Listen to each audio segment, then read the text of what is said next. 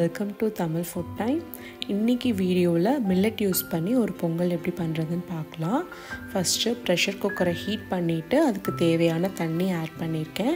இங்கே நான் எடுத்துருக்கிற மில்லட்டோட அளவுக்கு ஒரு 4 கப் தண்ணி ஆட் பண்ணியிருக்கேன்.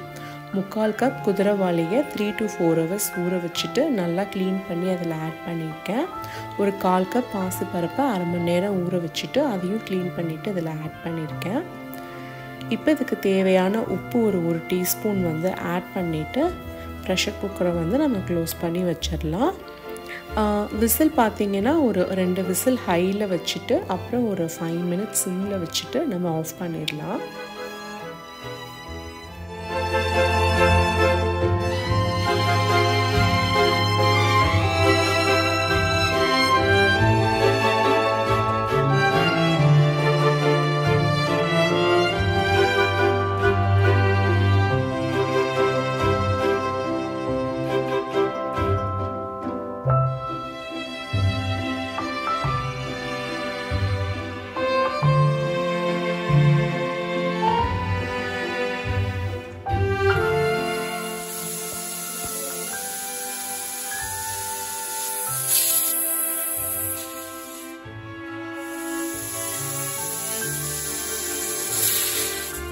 இப்போ ஸ்டீம்லாம் குக்கர்லேருந்து போனதுக்கப்புறம் நம்ம ஓப்பன் பண்ணி பார்த்தோன்னா நல்லா குதிரைவாளியும் பாசிப்பருப்பும் நல்லா வெந்திருக்கு.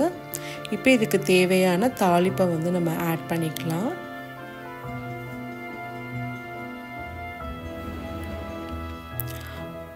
ஒரு சின்ன தாளிப்பு கடாயில் வந்து நெய் கொஞ்சம் ஆட் பண்ணிவிட்டு தேவையான முந்திரி பருப்பை ஆட் பண்ணிவிட்டு அதை வந்து கொஞ்சம் ஆட் பண்ணிக்கலாம். இப்போ நீங்கள் டயட்காக குதிரைவாளி பொங்கல் நீங்கள் எடுக்கிறீங்க அப்படின்னா ஒரு டீஸ்பூன் நெய் மட்டும் ஆட் பண்ணிக்கலாம்.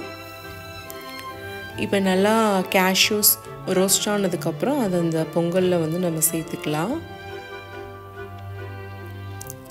அப்புறம் நம்ம எப்போவும் பொங்கல் செய்கிறதுக்கு தேவையான மிளகு, சீரகம், இஞ்சி, பச்சை மிளகா, கருவேப்பிலை, பெருங்காயம் இது எல்லாமே 1 by 1 அதில் வந்து ஆட் பண்ணிக்கலாம்.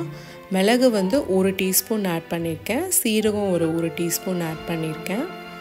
அப்புறம் ஒரு சின்ன துண்டு இஞ்சி பொடியாக கட் பண்ணி அதையும் ஆட் பண்ணியிருக்கேன். ஒரு சின்ன பச்சை மிளகா அதையும் ஆட் பண்ணிவிட்டு கருவேப்பிலை கொஞ்சம் ஆட் பண்ணிவிட்டு அப்புறம் பெருங்காயம் சேர்த்தோன்னா நல்லா வெண்பொங்கல் வந்து நல்லா வாசமாக இருக்கும். அதையும் வந்து கொஞ்சம் ஆட் பண்ணிக்கிறேன். ஸோ இப்போ வந்து அந்த பொங்கலில் வந்து இந்த தாளிப்பை ஆட் பண்ணிவிட்டு நல்லா நம்ம மிக்ஸ் பண்ணிக்கலாம்.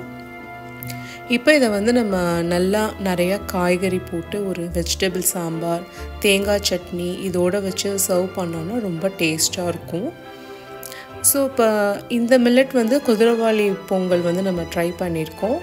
இதே அளவோடு நீங்கள் வரகரிசியும் வச்சு நீங்கள் வந்து பண்ணலாம். இதே தண்ணி அளவு, விசிலும் வந்து இதே மாதிரி சேமாக நீங்கள் யூஸ் பண்ணிக்கலாம். ஸோ ஃப்ரெண்ட்ஸ், நீங்கள் இந்த ஒரு ஹெல்த்தியான பொங்கலை நீங்கள் ட்ரை பண்ணி பார்த்துட்டு உங்கள் ஃப்ரெண்ட்ஸ்க்கும் ஷேர் பண்ணுங்கள். தேங்க்ஸ் ஃபார் வாட்சிங்.